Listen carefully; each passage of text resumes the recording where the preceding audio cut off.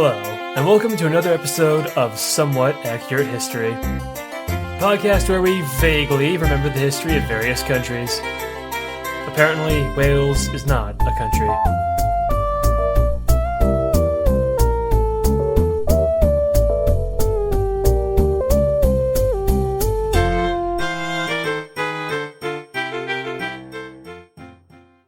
Where's my Bond burger? Where's my... Last night I Bond burgered your sister. Did I ever tell you they found out what that was? Was it just a shitpost? No, it was secretly pounded. Oh, yeah, that makes That's a lot more sense. Finding out the history of the Bond burger, like where it was, like what was going on, felt like they unveiled some like ancient pottery in Pompeii that they thought was about like the death of Theseus in the Argonians, but instead it was just a dude drawing his dick on the model. Just a complete waste of everyone's time. All right, so this episode, this is Somewhat Accurate History. I swear, like within a minute, I'll start talking about the Bone Wars. But first, Alex, you went to the DMV, and while I was sitting here waiting for you to get back, I watched a video. Alex, I want you to play on the video called "The Dog Suicide Bridge" by the Y Files, and at 15 seconds, you will not fucking believe me what happens. Okay. In Dumbarton, Scotland, there's a 19th century Gothic bridge that crosses a 50-foot ravine. It's officially called Overton Bridge, but its unofficial name is the Dog Suicide Bridge. Oh no, do I even have to ask? Since the 1950s... I'm sorry, what was the goldfish?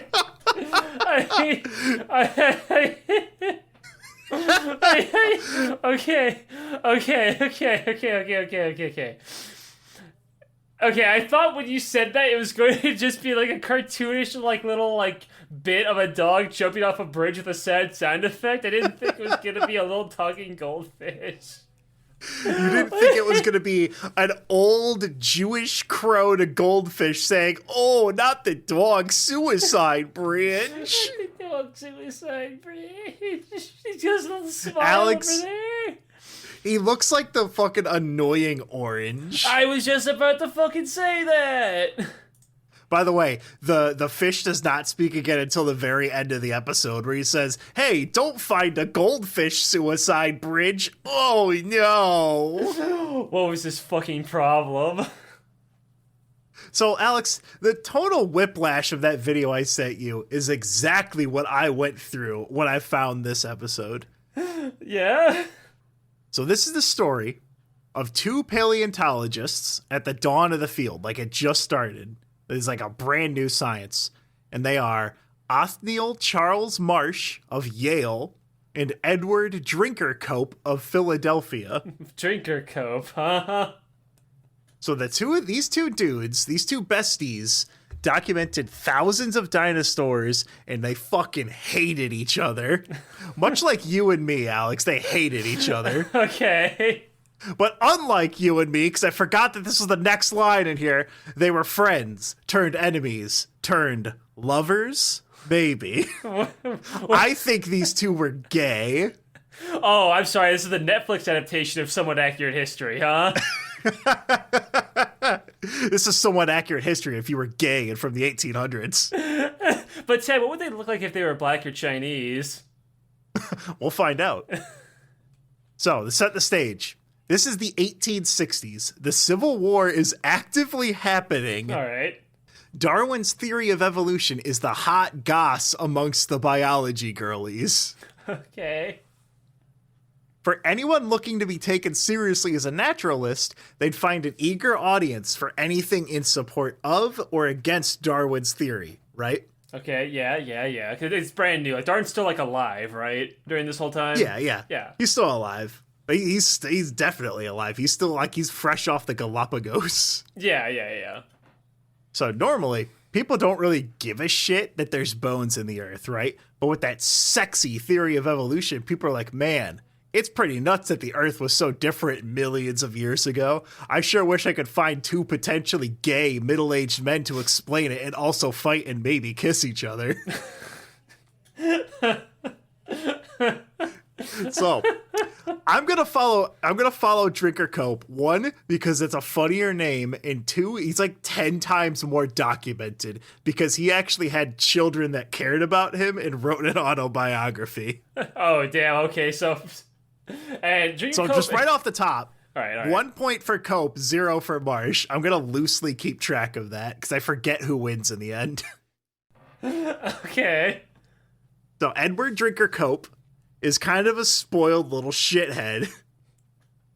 His great-great-great-great-great grandpa established the family after being given 250 acres of land by the government in like 1683. That's like before the Declaration of Independence. He was given a government handout. Okay, and so was the government like okay, so this is America, obviously. And this is like the colonies at that point, right?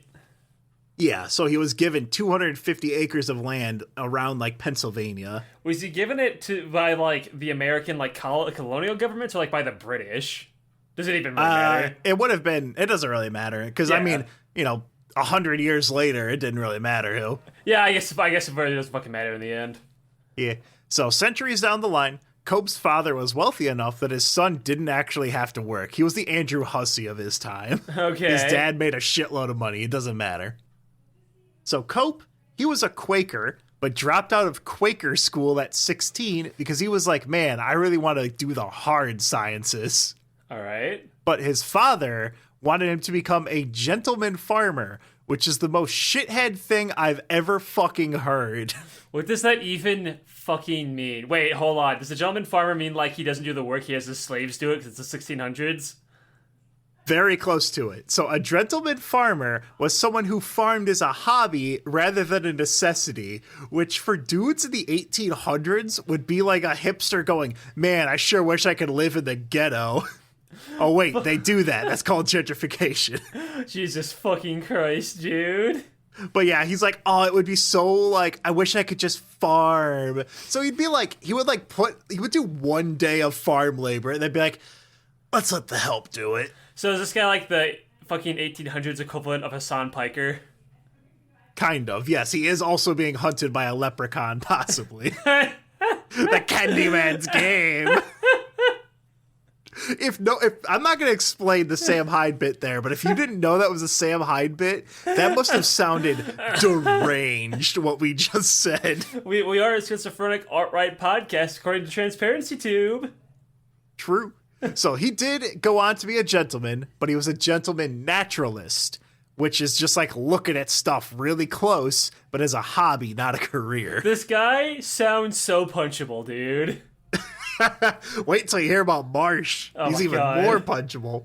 So Cope definitely didn't flee the United States during the Civil War. Off to a good start.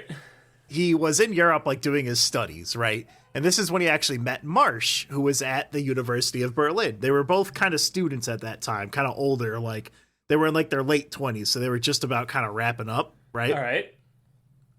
So Marsh at this time, I even wrote it down. Cope is 27, and Marsh is 32, right? Okay. So Marsh had 2 degrees and, like, a handful of published studies, right? And Marsh had, like, actual schooling and all these kind of things. Cope really didn't. Like, he dropped out of school at 16, right? Mm-hmm. But he had, like, 37 published papers, right? He had, like, 15 times what Marsh had. Okay. So, like, that's, like, a pretty huge deal, right? Like, the two of them, like, they were having fun, right? They spent the week hanging out at Marsh's mansion and exploring the city and maybe each other's bodies. Okay. They kept in touch when Cope returned to the U.S., right? And when Cope came back to the U.S., mysteriously, the Civil War was over. Fascinating, huh? And Cope received an honorary master's degree and a position as this is a hard word to say, zoology professor at a, quote, small Quaker school where the family had philanthropic ties. So daddy bought him a degree. Fucking just man, all right. Man, this guy is a real class act. Just let everyone know, the more things change, the more things stay the same.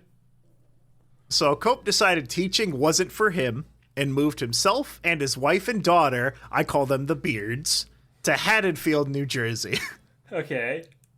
So why Jersey? It's a hoppin' gay town, but also there was an active dig happening at the site that was full of fossils, right? It's huge. It's awesome. That's where all the paleontologists want to be. Yeah, that's why they shot the Mario Brothers movie there. Yeah, it's where they found elasmosaurus platyurus, too. You better remember that name, because I'm not going to say it again, Alex. Bro, what the fuck dinosaur is that? Give me the Jurassic Park name, please. It was that one. I'll put this in the description, too, but it was the linkara dinosaur. The what one that does was that like mean? Remember, he was like putting his face towards the camera, like, oh. Oh, the fucking Yeah, were you talking about me, elasmosaurus?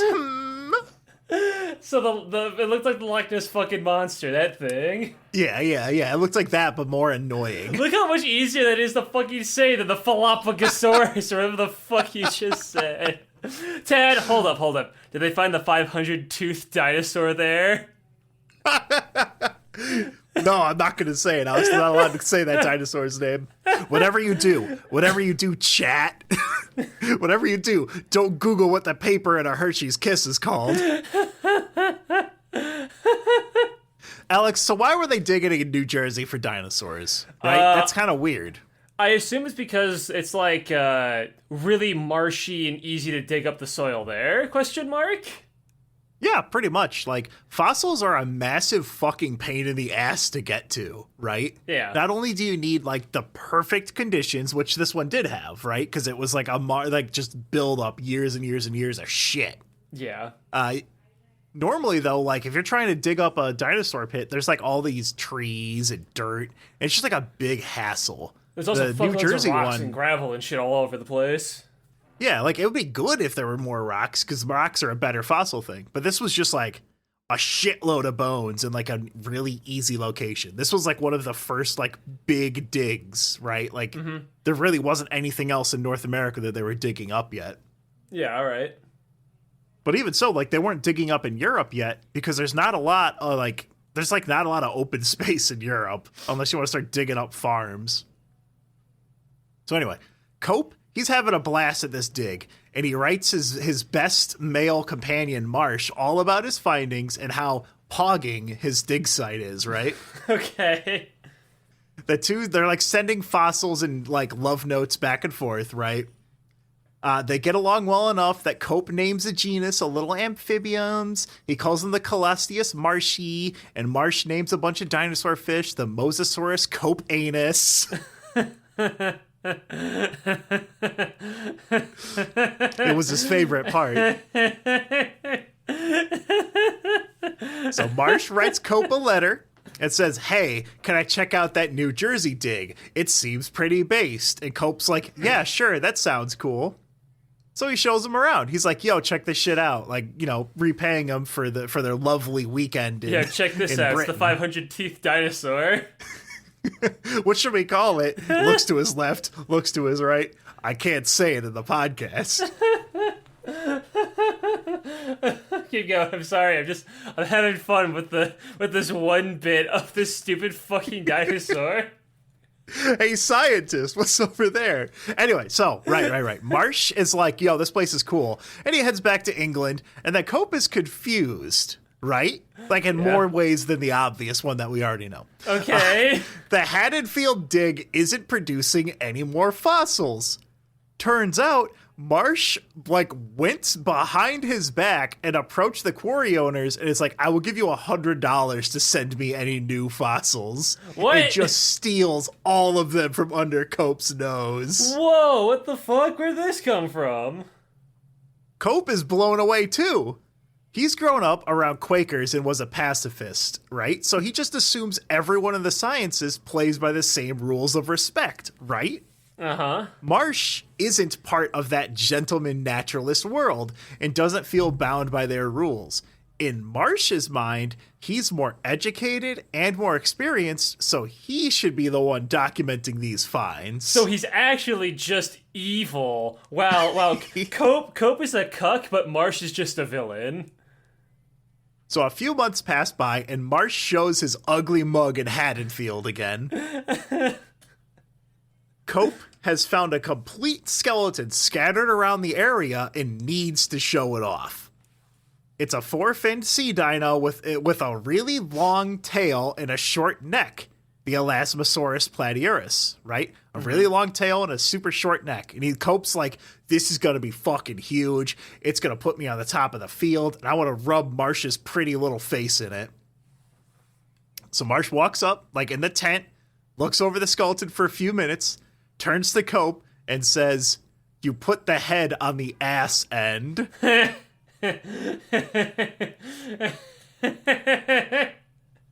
Cope's fucking pissed. He's like, no-uh. Cope was coping. No, you're wrong. Cope is full on Copenhagen. But Cope knows. He's like, fuck, shit. So he had already sent his findings to be published with like the drawings with the head in the wrong spot. So he's like, hey, I have an idea. Why don't we get my old teacher to come in here and he'll check and he'll prove I'm right. So he brings in his old professor. This is the third man. This is gray man to these guys red and blue. All right. It's Joseph Leidy. Leidy's like, yo, bro, whoa, this is an awesome dinosaur. It's got a really long neck and short tail and places the skull on the right end. Instantly. Okay. Heartbreaking. The worst person you know, Marsh, just made a really good point. So what you're saying is that Marsh is a lot like Thanos and did literally nothing wrong. Yeah, so Marsh Leidy tried to like keep it on the down low and be like, listen, man, you fucked this up. But Marsh overhears it and starts like doing like the take the L, starts hitting the gritty on him. Cope's fucking like, coping. Cope is worried. He's coping. He's seething. He's malding. And he tries to buy all of the published scientific journals in circulation with his findings in them. Okay. He spends like a lot of money to buy every single one. Jeez, all right. So he does actually stop widespread publication. Like he buys it before it gets to anyone, right? Yeah. And he's like, whew, okay, I'm good. So then at the next big science man meeting, Cope is bragging to a bunch of the girlies about he totally found this dinosaur and like didn't fuck it up. And Leidy walks up and helpfully corrects him and says, actually, you have made a mistake before. Remember that dinosaur? But that's okay. And corrects him right in front of Marsh and everyone at the convention. Leidy didn't know. He thought it was like a bunch of scientists working together. And there's a quote. This is an actual quote. This isn't like some fake one that I made up. This is an actual quote from Marsh. His wounded vanity received a shock from which it has never recovered, and he has since been my bitter enemy. Yes, also, he has a fat cock. I don't know. There may have been a little bit lost in translation from 1800s English to modern English there. Sounds like the Netflix adaptation to me. So now we fast forward a few years, like 4 years or whatever. It's the summer of 1870. So Professor Marsh has been part of geological surveys in the West a few times. Because remember, this is like the West is being settled, right? Yeah, because it's not even like, there's only the colonies right now, too, and shit. The train goes to the West Coast now. Yeah. So he's been out there and he's been looking over things. While he's out there, he's seeing like just huge tracts of land that were just clay, dirt, and rock, which is perfect for finding fossils because you don't have to move all that shit out of the way. There's no dirt and trees, right? So he convinced his associates at Yale, and more importantly, their rich parents, to conduct the first official fossil hunt in the American West. And actually, I should have taken... All right, here's a little inside baseball here. I almost threw up about 15 seconds ago. And while I was doing that, I should have grabbed this photo, but I'm going to do it now because there's a really funny photo of Marsh and all these pale-faced Yale dweebs all dolled up in little cowboy outfits and chaps. Let me find you it because there ain't a single callus on any of those hands. There it is, and this will be in the description too. But look at them. They're all in their little hats, and they got like these fucked up little beards. They got all these little Rudy-tooty guns, and they're nice, clean booties. The guy on like the middle left looks like the biggest fucking chud ever. I could beat that guy up. I could kick his ass. Like the guy in like the middle of the background, I see that's one of the rich parents, is he actually looks like an adult. But that's Marsh. That's Marsh in the middle there. That's Marsh, huh? Well, he definitely looks like a guy who's in his 30s. Like, oh, I'm sorry. You know what? I should probably send you a photo of Marsh and Cope too, because they do kind of look exactly like the way you would think. That's Cope on the right and Marsh on the left. Oh my god, I just realized they have opposite hairstyles. Cope has hair and like a big mustache, and Marsh just has this big fucking beard that's only coming from his neck. So Cope looks like the guy who would fuck up and put the head on the wrong fucking end of a dinosaur. Damn. He looks like a guy who is really nice but has no fucking end. Meanwhile, Marsh looks like a guy who would just fuck you over because you simply stepped out of line. He's guy on the left would hire the Pinkertons. Guy on the right would never hire the Pinkertons. So, Alex, you're going to be very disappointed. What? No, I'm just fucking with you. So, right. The railroad, all the way to coast, right? But it's still, like, dangerous territory for these Yale soft boys, right? I assume that they just fucking run into any Native American tribe that's still pissed off. They'll just fucking explode. Oh, the tribes are this was around the same time, too, that they found gold in the hills. Oh, so this was the Native American hills? This was peak kill on sight from the fucking natives to the fucking whiteys, huh? Yeah, well, we gotta go out there and get these bones, so... So what they do for their trek, and this was really fucking smart, okay? So they stick close to, like, military forts for provisions and safety from hostile, like, Indians, right? Oh, that's right. This is right. I found this fact. I wasn't sure where I put it. So Marsh, later in his life, ratted out the U.S. government for fucking over the Lakota Indian tribes. Okay. There's like a quote on the Wikipedia page from Red Cloud calling him the only good white man. Well, there you guys go. Cope, on the other hand, believed, quote, if a race was not white, then it was inherently more ape-like, a la the Negro, Mongolian, and the Indo-European. So we got a big heel turn from the Quaker over here, huh? So once again, heartbreaking. The worst person Marsh, is apparently just in the right. So this one trip that Marsh and his boys, his soft, supple boys and their chaps that are mysteriously assless, this one trip cost $15,000 in 1800s money, which is well over half a fucking mil. All right. So this is what Marsh did that was really smart. If Marsh can get the public to be excited, he can more easily conduct follow-up quests, right? Okay. He's thinking one step ahead.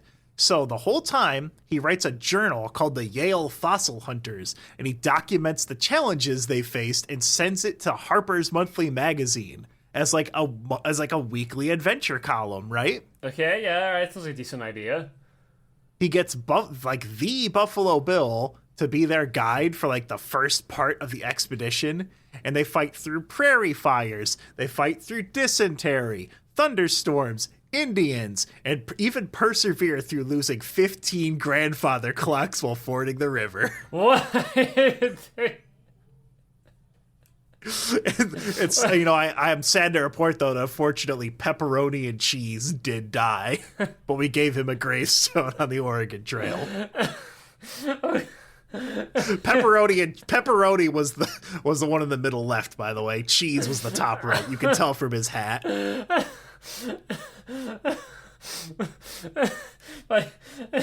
See, my favorite part about like the American pioneers, or these guys who are like pioneer lights, is always like, how did they die? Shitting to death.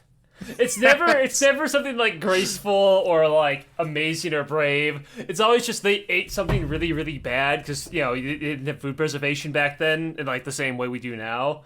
And so you would just eat some rotten fucking shit and you would just fucking die.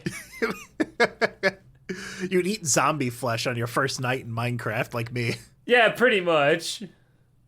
So this is like a huge, bigly successful quest. They find like a ton of fossils, right? Like a literal ton. Pepperoni and cheese died, so it's better be fucking worth it. It's going to take like actual months of work just to sort through everything that they found, right? Like what they were doing is they found these dig sites, they would hire people, they would dig it all up, they'd put it on the train and send it back, right? Yeah. So like Marsh is like, yeah. He's feeling like he's king of the West that's missing his queen and tries to establish a fossil trust to keep it all to himself. And if you're like me, you're like, what is a fossil trust? I've never heard of something like this. Okay, yeah, what the fuck is a fossil trust? I've never heard something like this. A fossil trust is him saying like, hey, he's trying to establish like a centralized authority to be like, hey, all fossils found in the West need to be approved for retrieval by Yale, because he wanted to have Yale be like the center of it. Okay. Right, as the HQ. And obviously, this would completely cut Cope off because Marsh is the only paleontologist at Yale. So he's like, this is so awesome. I better make sure Cope can't get any of this fucking shit. Okay. By the way, they're scientists. They're supposed to like work together. There's no incentive for this besides being a dick. That's not entirely true. Does, remind me, does Cope work at Yale as well? No, Cope works just in Philadelphia at like the Quaker school. Like he's just there. Well, there like, you go. He's a zoology professor. There you go. There's money involved, which is what drives people to go a little crazy like this. So back in Philly, Cope was following Marsh's adventures in like the Highlights magazine and seething. Seething, coping, and sneezing. Unlike Yale, the Quaker Academy they don't have rich parents. They have rich parents, yes, but they don't have $500,000 for a field trip rich parents. Yeah. The Quaker school, like, they were all those gentlemen naturalists, right? They depended on others to send them fossils to clean and document. Mm-hmm. So Cope's like, how can I do this? So he gets in touch with a guy named Ferdinand Hayden, who was one of the guides that was under Marsh's, like, Marsh paid him to do his original, like, West explorations, right? Yeah, I'm listening. So Hayden's like, all right, I'll be your guide, Cope, for a fossil hunt. Just like, yeah, get out here to Fort Bridger, Wyoming, which is like the middle of actual fucking nowhere. But Hayden and Marsh. I was going to say, so if he's going to bring him out in the middle of nowhere, I fucking hope he's got like a good bone site there, right? Oh, Marsh and Cope had a few good bone sites. Oh, okay, cool. So Hayden and Marsh had been to Fort Bridger, right? Yeah. And Marsh knew that there was a shitload of early mammal fossils, which is like fucking crazy. He just he notated it, but then he kept going because he was like part of a survey. He had to keep on going. Yeah. So Marsh knew that shit was there. So Cope agrees, but he's like, I don't know, man. This is a known location. So he's like, I kind of want to go find my own thing. So Cope shows up in Wyoming at the agreed meeting point and finds out, oh shit, Hayden's already moved on and also taken every single horse and mule. That's kind of suspicious, but Cope's like, I don't care. I'm not giving up. So he cobbles together 3 men, a chef, and a mule and sets out into the Bridger Basin Badlands to hunt for his own fossils. Okay, and I assume this is going to go very, very well for him. So why was Hayden gone, right? What the fuck? Yeah. Well, Hayden and the cook were Marsh's spies. Fucking, okay, hold on. Let me back it up. What is Marsh's fucking problem exactly here? Now, he has proven to be way more educated. I get that part, because he has spies here. He's pretty smart, alright? But, like, what is his problem? What started this fucking feud exactly? Because all I'm getting from this is that Cope and Mr. Cope was like, hey, dude, I got fossils. That's pretty cool, huh? And Marsh was like, yeah, that is pretty cool. Immediately turns around in his bag and says, I gotta get rid of this guy because suddenly I'm turning into a giant asshole. It's because if you discover it, you get to name it. and your name is forever associated with that find.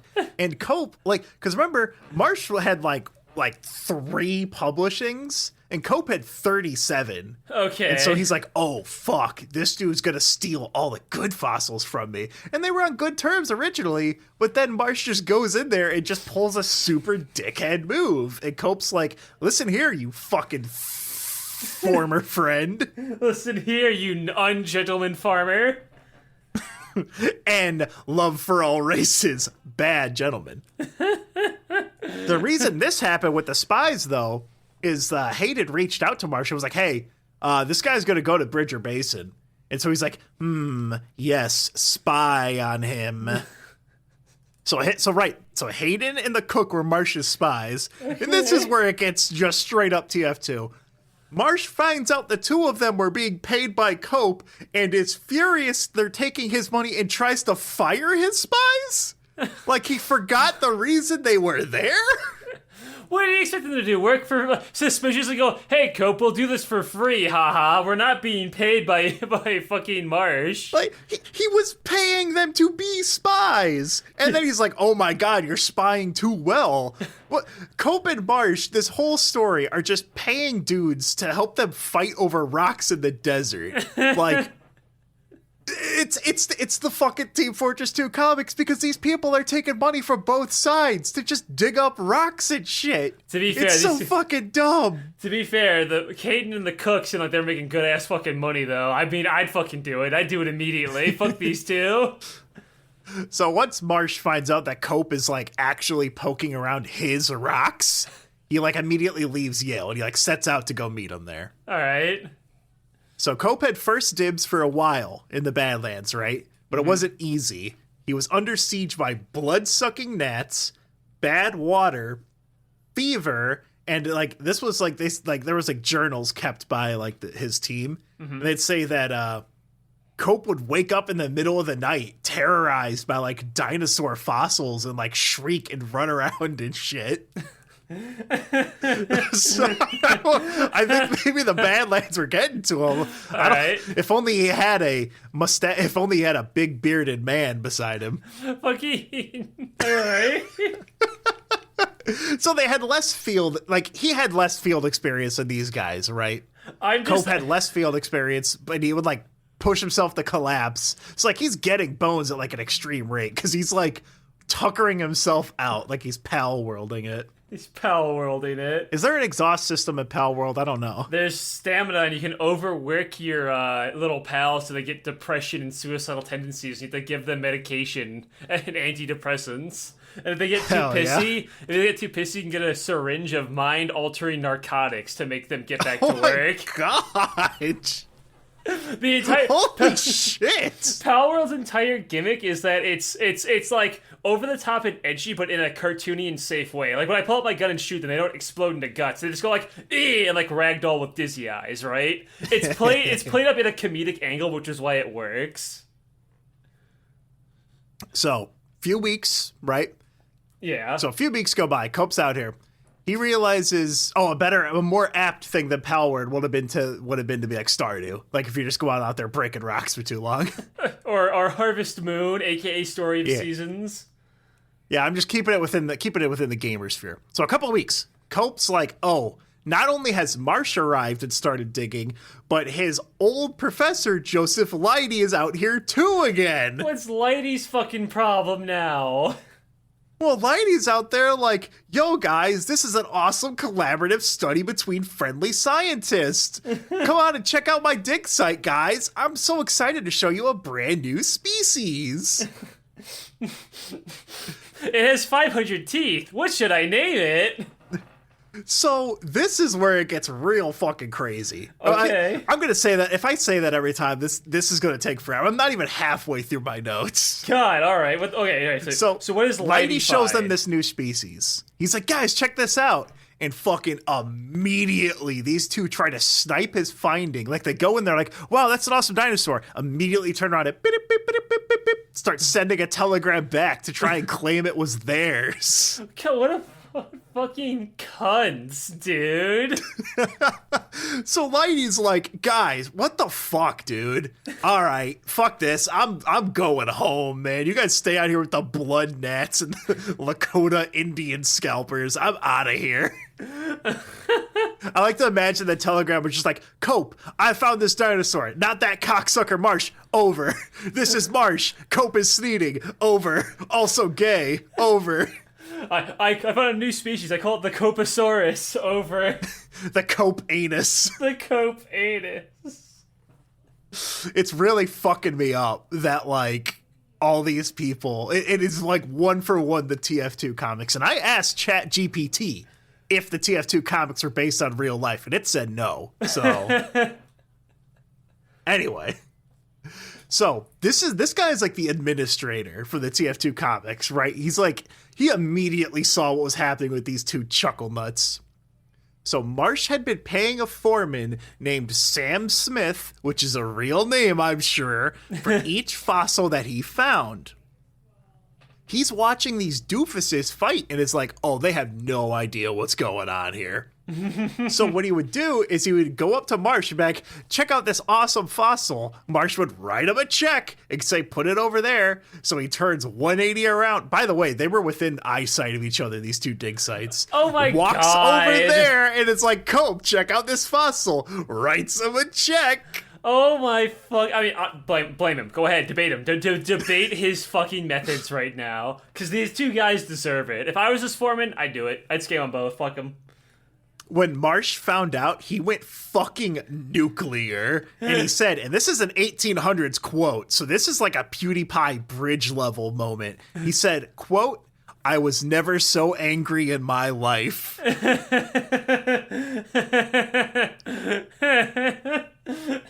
quote Gentleman Duck, Daffy Duck, this means war. It's all out war now. It's all off to the side. There's no love in this war. A war that they can only win if they found more dinosaurs and have more papers than the other. All right. So they both cut all contact past this point and refused to, like, compare each other's findings. As a result, they were both putting out a shitload of reports and claiming new species based on different bones of the same creature Leidy had just discovered. Oh. Or like, Cope would be like, I found a new species. And it's like, Marsh found the exact same species like 3 days ago, but they're not talking or anything. So they have no fucking clue what's happening. Oh my God. Like, Leidy, or Leidy, whatever, he's like back at home and he's just debunking, just like reading their articles going, actually, you're wrong. That's incorrect. And he was documenting, like, he took a few fossils back home with him, right? Yeah. And he ended up actually in that box, he found the fucking saber-toothed tiger. Oh. Like, that's like a huge find. That's like getting like a purple drop in like a loot box. Again, just keeping it, you know, within the gaming audience fucking here. Kill you. The dweebs are in full swing, right? Yeah. Whenever one published a paper, the other would go, actually, and originally, it was like semi-legitimate claims. Like, hey, I found this dinosaur first, and you're claiming it is mine. Or, you know, look at the published date. See? Like, see? fucking, I have the paper. That makes me the archaeologist. See? Then it moved quickly to personal attacks, accusing each other of forging dates, being bad lovers, stealing fossils from each other's camps, or just lying about the fossils even existing. Other naturalists were reading these scientific journals of them going, and were taking sides. There was like Team Cope and Team Marsh, the Cope gentlemen versus the Marsh madmen. So, I'm curious. So, Cope and Marsh are over here. Mr. Red and Mr. Blue are out here doing all this bullshit, but what's stopping a third guy from just fucking them, fucking them both over and, like, getting to some shit in the middle of, like, Arizona before either of them get there? Well, other people would try to do that, and what would happen is that one of these two sharks would go I smell bones. And they would either buy the person out or they would like just go over there and fuck with them a bit. Like Yeah, they would like- just like they would tell people to increase costs like in the dig site and stuff. I, They would yeah, I guess they unionize them. have. I guess they have the money to muscle their way through to get all the bones Yeah. themselves. And remember too, there's like less than 20 paleontologists in the entirety of North America.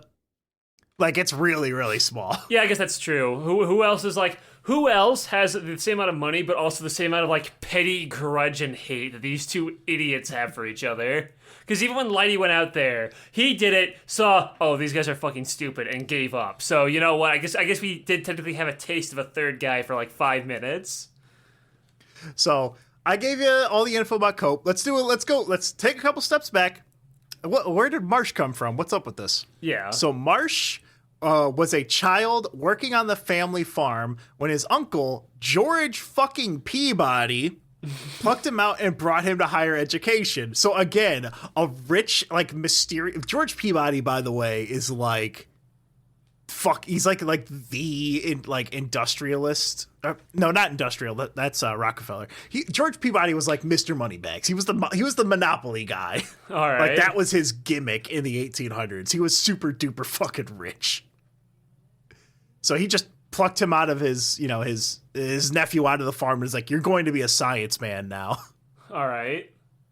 So Marsh earned a lot of respect, but not many friends in his field. At one of the, if you can imagine that, at one of the naturalist clubs, his nickname was the Great Dismal Swamp. That's like his fun Me. like hangout. Literally me, the great dismal swamp. William Berryman Scott, another of like the very few paleontologists, described Marsh as autocratic and petty, that he appropriated the work of his assistants and published it under his own name, Well- and that he was a tightwad who never paid his employees on time. Fuck it, damn, tell him. Holy shit. One day, a famous scientist guy named Thomas Henry Huxley came to visit Yale specifically to see Marsh.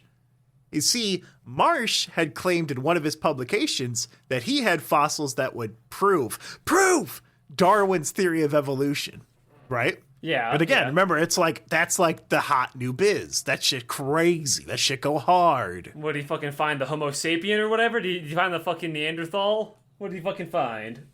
So I remember this. I looked up Huxley. I'm like, that name sounds familiar. And he's like a huge deal. Did you know that Mr. Huxley discovered the human hair sheath? Yeah, it's called the Huxley layer now. The fucking what? The human hair sheath, aka the Huxley layer. He was also known as Darwin's bulldog, which is probably a better name than the big shitty swamp.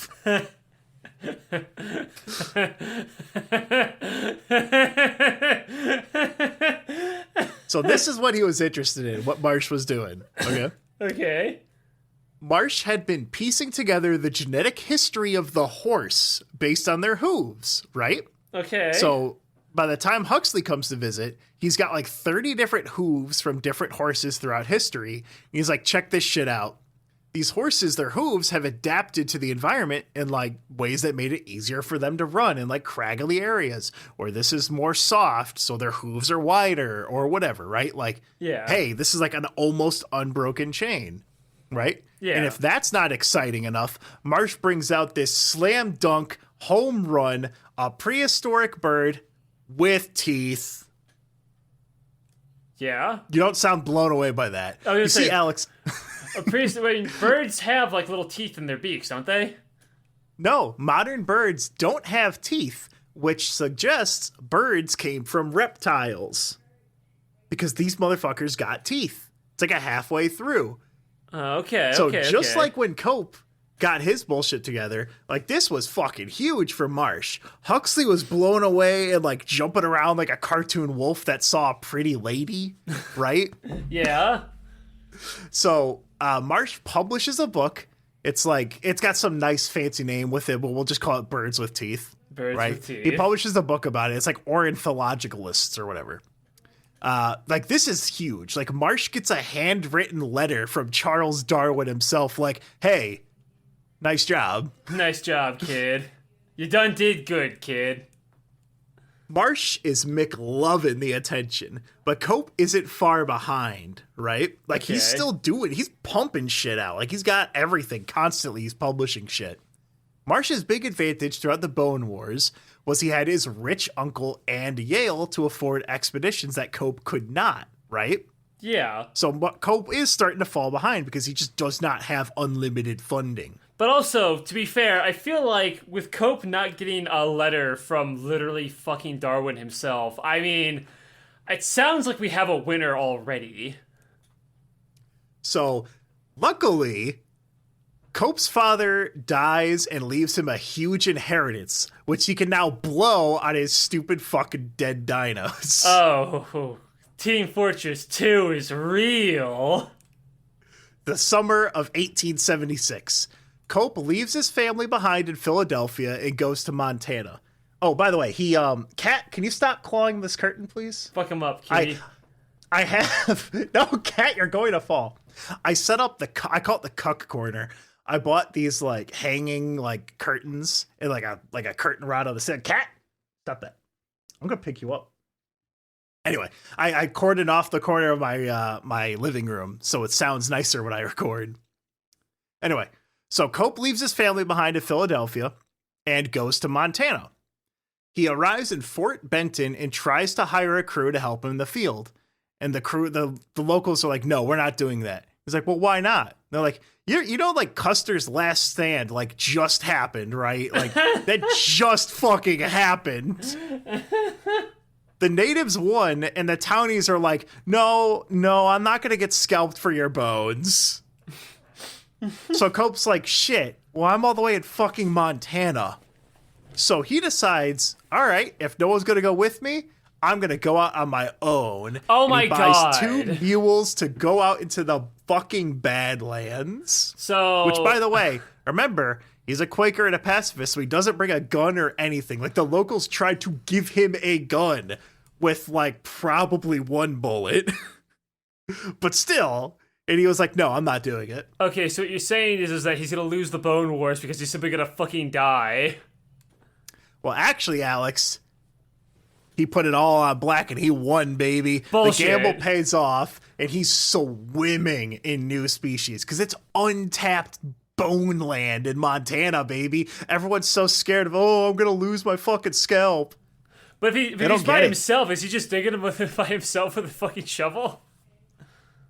He goes out there and he finds, like, an area, and then he starts hiring people from back home to come out and do it. I was trying to figure out how stubborn and stupid this guy was. So he was able to make connections in this pit that, like, Marsh couldn't, and he was able to connect species that he found, like, in the other dig sites. Like, it was the, like, perfect dig site, just like that one in New Jersey. Yeah. It's just, like, everything combined. It was just, like, fucking delicious. So... It's been 4 years since the Bridger Basin incident, and that was with all 3 of them, where Leidy's like, hey guys, check out my dinosaur, and then they started being real pieces of shit about it. Right? The 2 haven't spoken to each other ever since. Yeah. So 1877, in Colorado now, so this is right after the summer thing, an amateur painter and fossil hunter named Arthur Lakes discovers a dry bed on the river, and he sees with his own eyes... Like, holy shit, there's 1 million bones all over here. There's a bunch of bones. I better call up the paleontologist guy. And he reaches out to Marsh, and Marsh doesn't respond. He's just busy. Oh, no. So he messages Cope. And then when Marsh's spies tell him Cope's been contacted about a find, he panics. He's like, Lakes, haha, no, man, cool, no, it's fine, bro. Here's $100 for you to not tell Cope. He gives this guy $100 after the fact because he didn't know that the guy already contacted it. And Arthur Lakes is like, I'm just gonna keep my mouth shut. Oh my God. So he gets $100, and then Marsh sends out fucking goons to the dig site to keep Cope off of it in case he shows up. That means I was right, though. Guy on the left would hire the Pinkertons. Marsh finds the fucking stegosaurus there, by the way. He finds like a whole ass stegosaurus in the Montana place. Damn, all right. So Cope doesn't even have time to live up to his name this time, right? Because almost the same time, a different guy reaches out to him. And he's like, hey, oh, by the way, I forgot to mention this, but Cope did tell Marsh that this guy reached out to him after the fact. And that was like the last time they ever talked to each other. And it made Marsh even more pissed because he realized that Lakes just ignored him. Oh my God. Anyway, so this guy, this is another place. This is in Colorado. He's like, listen, Cope, baby. I found a field that's fucking 7 miles long, full of these huge ass bones. Like, this shit kind of crazy. And Cope's like, okay, whatever. He's tempering his expectations. Like, he goes from Montana to here, and he's like, okay, these yokels don't know what. Holy fuck, these are Jurassic bones. Dios mío, la bones. So the Jurassic, we had like no info on it yet, right? And they were fucking huge. That's where like the brontosaurus, like the ones in Jurassic Park with the real big necks. Yeah, the ones that I pretend I am whenever I eat broccoli. Those dinosaurs. The ones that you pretend that you are whenever you eat broccoli. Yes, just like everyone does. Now, here's something fucked up. So Marsh, when he found out about this one, he went Nagasaki because he had fucking seen this on the train, but he thought they were just rocks. Like, this was in the open. He had gone by. It was within sight of the fucking railroad tracks, dude. Oh. So according to my notes, at this time, the score is kind of evened up. Like originally, Marsh, Cope. It's at like 3-3, right? So we got Marsh has the Stegosaurus, and Leidy has the Sabretooth. What does Cope have? What has he discovered other than the Linkarasaurus? He has found the Mosasaurus or whatever that he put the wrong head on. That's like the underwater dinosaur. Okay. I think he discovers a couple other ones later on. But by the way, for the viewers at home, if you can keep up your own score, I'm kind of interested to see what people tally up as a win for each side to see your own like end game scores. Because I'm going to tell you right now, it ain't over until the podcast is done. Oh my There's God. shit up until the last second, okay? My God. Wait, can I make a prediction? Sure. I'm going to predict that Marsh, the desolate, vile swamp man that he is going to be on his fucking deathbed with, like, the 1800s equivalent of, like, a fucking, like, defibrillator or whatever, the thing in his nose, right? Yeah. 17 milligrams of heroin. He's going to be in his heroin machine. He's going to have a fucking guy with, like, a hand crank pumping oxygen into his fucking lungs. He's going to be in this steampunk spider bed, still clinging to life, right? And he's gonna finally on his last second, he's gonna say, and you know what? Just to fuck with you, Cope, I'm gonna fucking die and donate my bones to science. The last fucking bones I'll discover are my own. Oh, as I'll fucking die. I have to imagine the guy in the crank is like one of those things on the railroad. They go, and it's like the 2-person carts, and it's one really frail old man because he's been doing it since 1899 or whatever, 1799, whatever. Times are hard.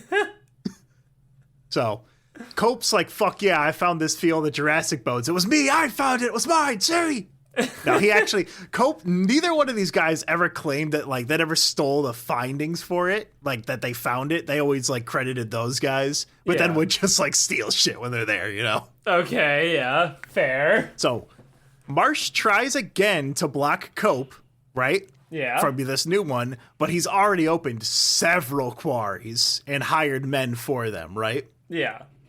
So Marsh is like, the fuck you are, and he goes over there and he starts, opening up his own quarries and shit.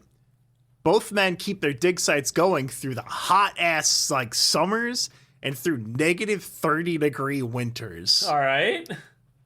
No one would take the risk of any attacks or exhaustion without significant pay, so both men were hemorrhaging money, right? Yeah, of course. However, this is going to hurt Cope way more because Cope doesn't have, like, a consistent income revenue. He just has that one big sum of money. That, like, there's a limit. Theoretically speaking, to win the Bone Wars, you just got to wait Cope out. He does have, like an amount. And Cope's very aware of this fact. So the blood feud between the two was so bad at this point that when Marsh, so remember, they're shipping it back on the trains, right? Like they haul them all up, they throw it onto the train, and they slap the train's ass, and it goes off to the East Coast. Yeah. So Marsh found too many fossils to ship back at once. So they filled the train up to the limit and then told his men, take these sledgehammers and make sure Cope can't get these fossils. What? They blew them up. They broke the bones just so Cope couldn't have them. Oh my, man of science, by the way. Cope, not to be outdone, would make trips to the actual dig sites himself, with which Marsh would not normally do, and he would try to convince Marsh's workers to join his side. He would put on 1800s comedy routines and bring them beer, which I imagine an 1800s comedy routine is violently racist. You mean criminally based? Marsh got so, because and then obviously, you know, this dude shows up with beer and he's like dressed up as what's that thing, the mammies, like where they got like the Zambos or something. He's jumping around doing backflips. I assume he was just right up in Blackfoot face and just said, "Hey guys, come work at my dig site." So Marsh is so paranoid of losing anyone else that if he set in a new rule. If a new person shows up at his dig sites, they would need to pass a handwriting test just to make sure it wasn't Cope in a disguise. Like, so he was good at this disguising thing then, apparently. He must have been like Bugs Bunny, like, haha, what if Cope showed up in a dress and like maybe gave Marsh like a big kiss? Wouldn't that be funny? Haha, just a thought. Do you think bones smell bad? So I see you played Baldur's Gate 3 recently. Oh, I love the bears. All right, Alex, now there's a new development. Oh, goody. It is 1882, and Congress has passed a motion to consolidate all of the different competing Western survey groups into like a singular US Geological Survey, right? Okay. So like if you want to go and explore the West and come back with your maps and like mines and resources or whatever you found, now you have to go through this. Marsh and his high society connections gets him appointed as head of the project. Cope is like cooked, right? Yeah. Because he cannot do anything on the West Coast with government funding anymore. Like Marsh was given, like now he had truly as much funding as he wanted. He had a staff of 50 people, a generous salary, government support for any projects he wanted in the West, and papers that were going to be published in the American Journal of Science would have to go through him, which means Cope is never getting that fucking penny from these people again, right? So Cope is basically done. Like, there's no way Cope can come through. I mean, listen, Cope, you've already discovered like 5 dinosaurs. Do you really need any more? You could just take the W's you have and walk away. But knowing what I know about Cope, he doesn't just walk away. He never copes. So, without government sponsorship, you're right. Cope is broke. His inheritance is almost spent, so he takes what remains of his money and invests it in a silver mine in New Mexico. Now, Alex, what happened last time he invested everything into one spot? When he put it all on red, baby. I mean, I assume it went really, really, really well. It was a scam. He lost all of his money. Oh, goody.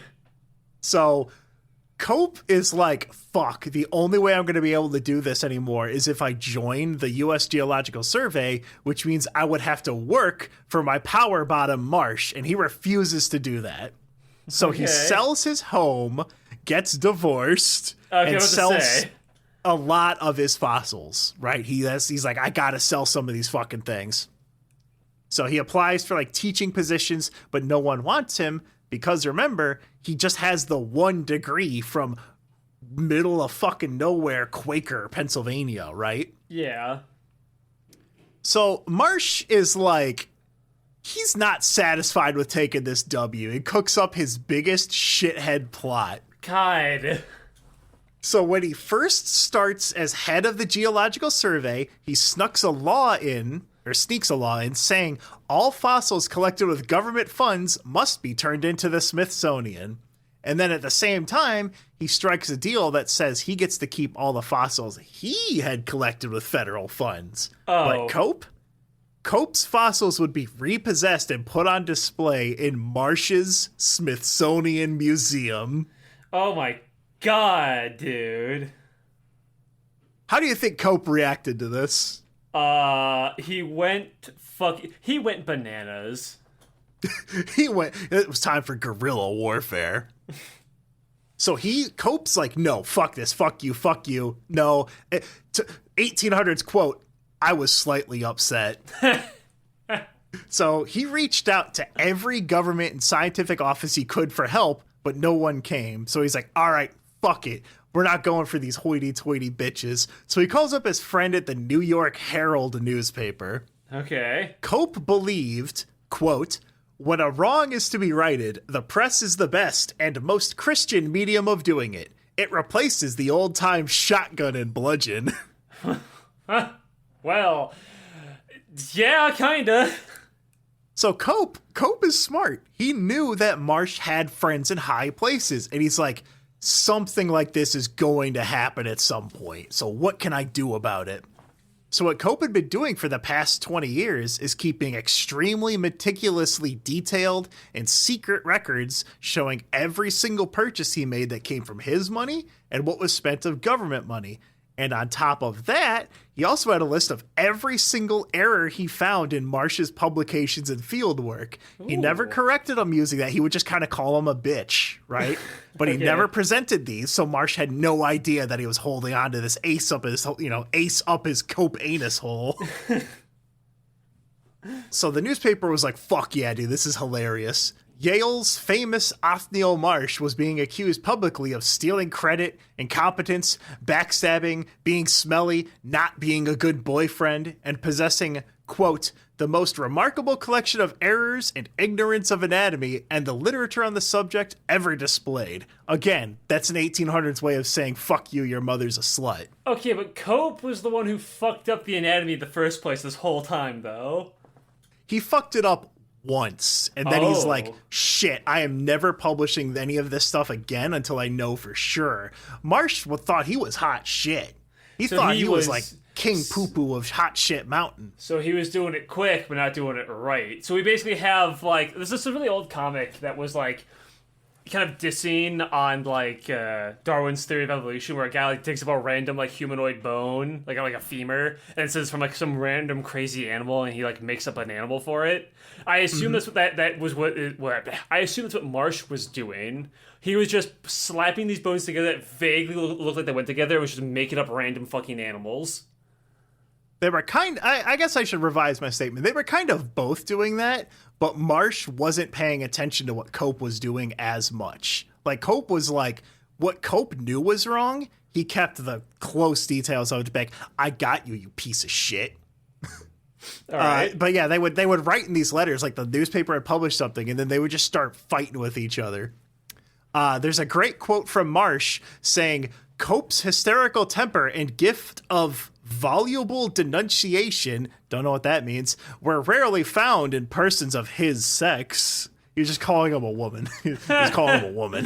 That's all he's a woman.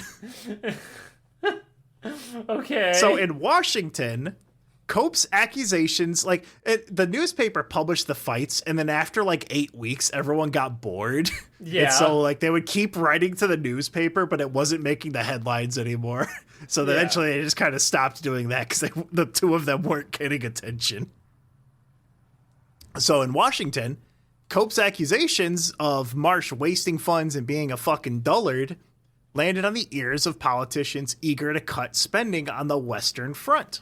Okay, The yeah. US Geological Survey had grown very powerful, but America was paying more for science than any other country, which I imagine is kind of like our modern healthcare, right? Where we pay more for worse. No comment. The government agents combed through Marsh's publications and found his book about bird evolution. Marsh and a bunch of other naturalists are like, this is fucking crazy. This is like his biggest achievement. And he actually paid for that entirely out of his own pocket. But the feds thought this book, Birds with Teeth, was such a bullshit, like, waste of government funding that Congress cut his budget in half. Owned. And then when that happened, Marsh was swiftly fired from the Geological Survey. Ooh, so we're getting a little fall from grace from the villain Marsh, huh? Yep. Marsh's trap had backfired, right? Like, if he didn't do that, he would have been fine. But he fucked himself over with that stupid little law just because he wanted to rub it in Cope's face. Mm-hmm. He lost his funding, his position, his staff. And on top of this, the Smithsonian no longer honored his deal and wanted their fossils back. He could keep his own, but Marsh didn't keep a list like Cope did, so he lost all 80 tons of his own fossils. 80 fucking tons of bones. And those were just in Marsh's fuck mansion. Where was he putting all these fucking bones? I imagine his house. In his house. I imagine his house looked like the fucking museum bit from Animal Crossing. Yeah, actually, yeah, probably would have. So both men are on their way out in 1890. Cope, he's divorced. He's treating himself with belladonna and heroin in his home, surrounded by fossils. And a young artist named Charles Knight reaches out. And he's like, hey, I'm trying to make diagrams of what dinosaurs looked like when they were still alive and they had flesh on them. And Cope is like, oh, dinosaurs, I remember those. And he digs through his dusty old notebooks and, like, gives every single drop of information he knows about the creatures to this guy, right? Yeah. So he works with him for weeks and weeks, right? And they're working together. Cope's at death's door. You know, his big gulp of heroin is finally out. And his final request is, Charles, my boy, come closer. Take this notebook full of my decades of information, and I want you to hide it under my bed so Marsh can't find it. That was his final request, was to keep this away from that fat cocksucker. So I was pretty fucking close, huh?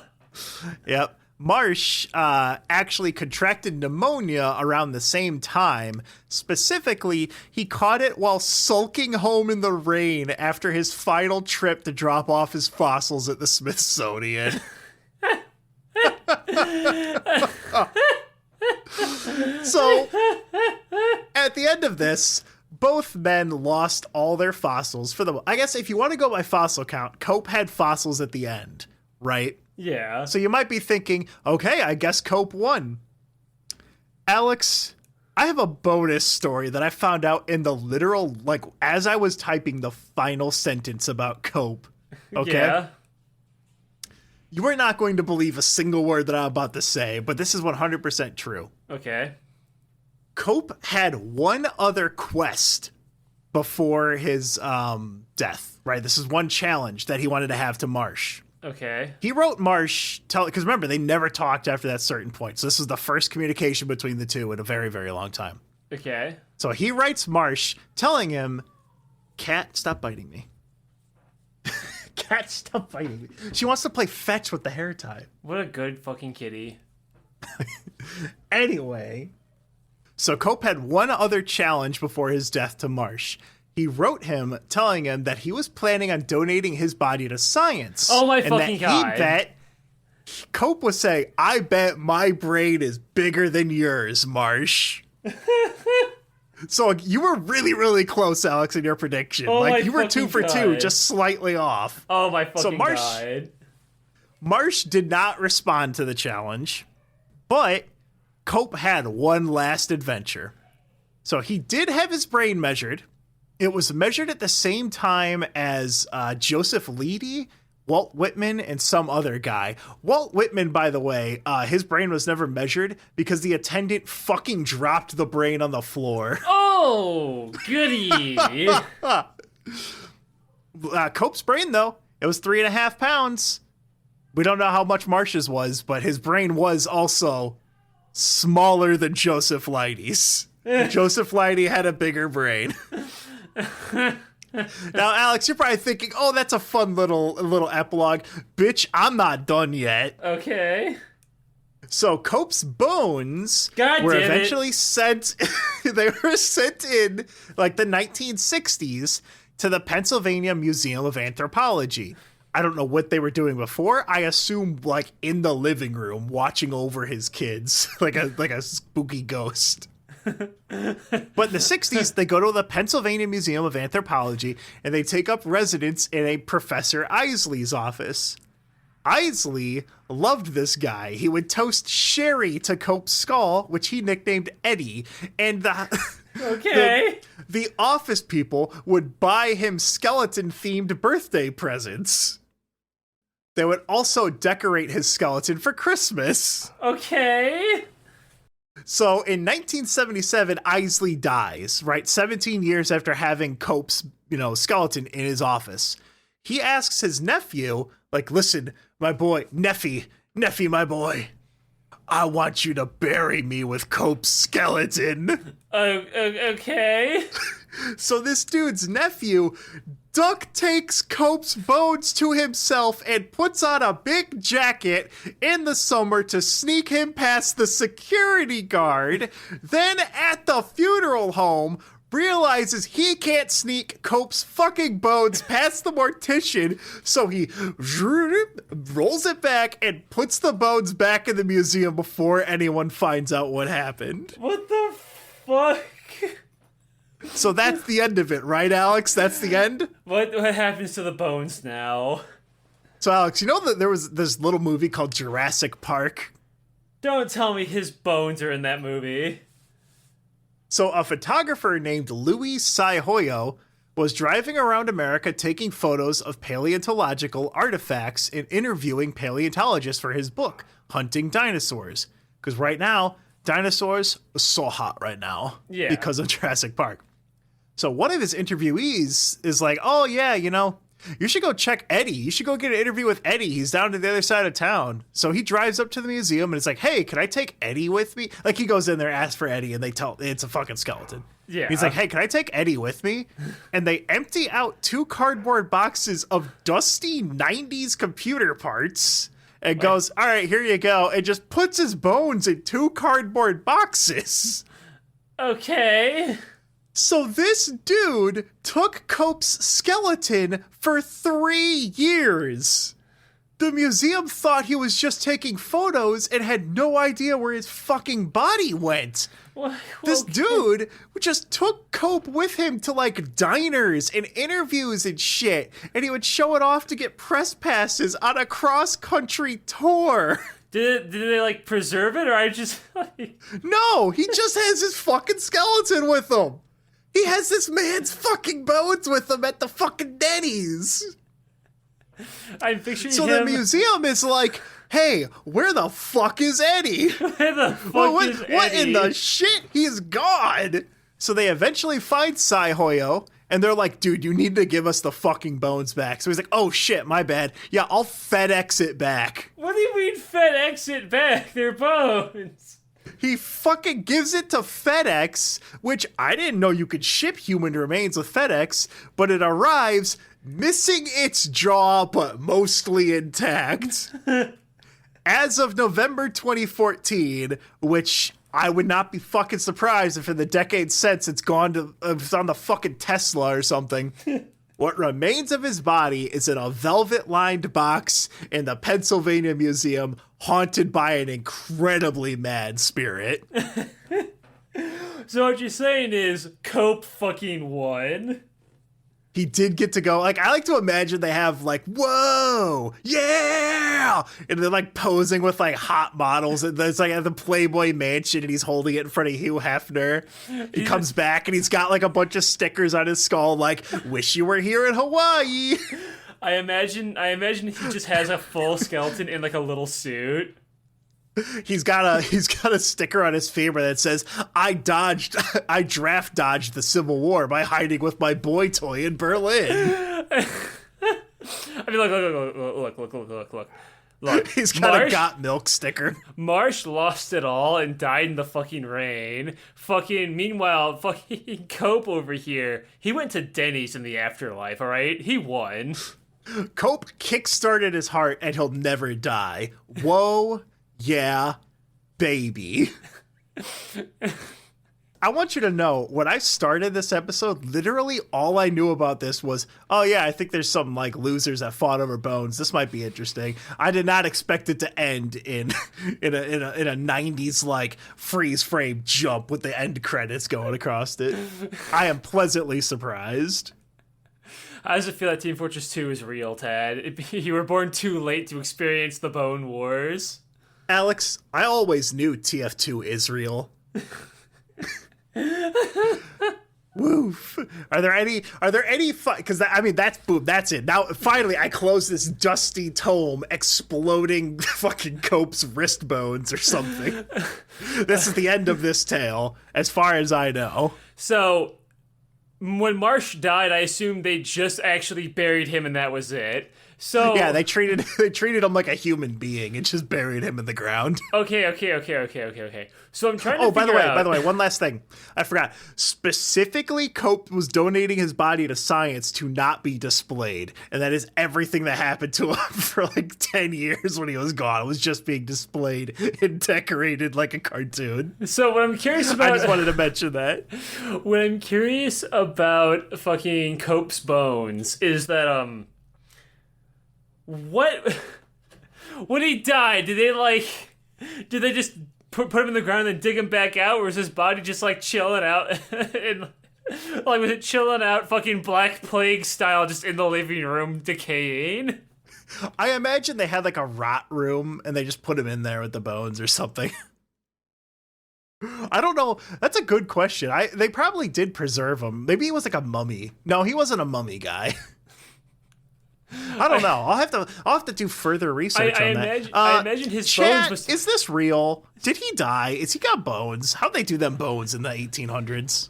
I'm thinking... What if they ate him like mummy jerky? They ate him like mummy jerky. Okay. I'm going to pick the winner, and I'm going to say that Cope did not cope in the end. He won. He got to explore. Yeah! He got to die, then be brought back, and his spirit was fucking ferried around the country and get to see, like, modern America. And I'm sure he's really happy with how it's turning out right now. Haha, horse reaction. If his skull could move, it would have said so many slurs. Speaking of racial slurs... You can find the podcast on YouTube, iTunes, Google Podcasts, Spotify. There's a Twitter, a Discord, a Patreon in the description. This was a very, very fun episode. It's been a while since I got to do just a classic. This really reminded me of doing like the Boston Corvette, where I just start looking at something silly and it just fucking goes nuts. I had a blast. Like, I figured out my secret too. The last research episode I did was Roar, and Roar took 7 months. So instead of that, I'm now doing them in like 2 weeks. That's a lot easier. And it helps me remember what actually happened. Because if you ask me about this in like 3 weeks, I guarantee you the only thing I'm really going to remember is all the gay jokes. I'm going to remember the fucking skull, because I think that's just really absurd. that this prestigious place... Eddie, whoa! It's the prestigious fucking place of the Smithsonian did not respect this actual dead body that they had, and they not even remembered his name. They just called him fucking Eddie. Like, that's a real skull. It was the Pennsylvania Museum of Anthropology. Either way, they tortured this man's remains. The point remains though. It's like this prestigious place was like, yeah, that those bones of that guy from the 1800s. We call him Eddie. Like, they just didn't give a fuck. Woof. Thank you everyone for tuning in. I can't think of anything left to say, so I think we'll just end it. Yeah, that was a very solid episode, Teddy. No two bones about it. Ugh.